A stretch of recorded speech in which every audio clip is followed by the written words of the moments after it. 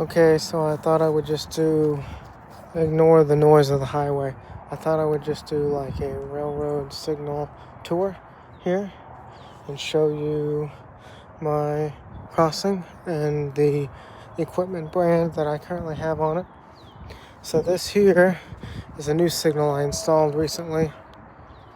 There's concrete down there. This is an Eagle Lucig that I repainted.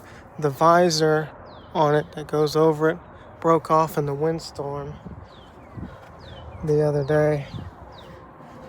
But the crossing signal here, it's a 4.5-inch pole, I do believe, the smaller size. We have a Safetran base. Sorry guys, it's muddy. We have a Federal signal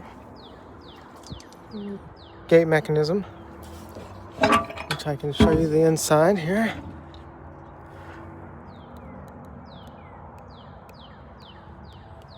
We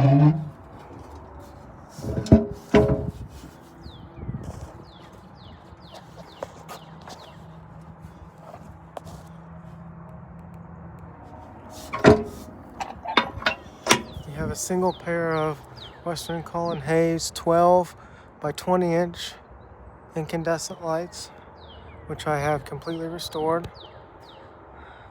The bell right now is a Western Railroad Supply mechanical bell.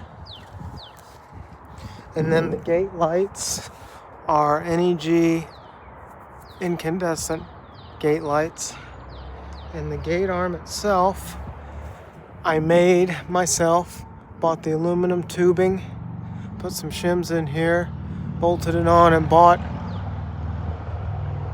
the sticker and did it myself and made it.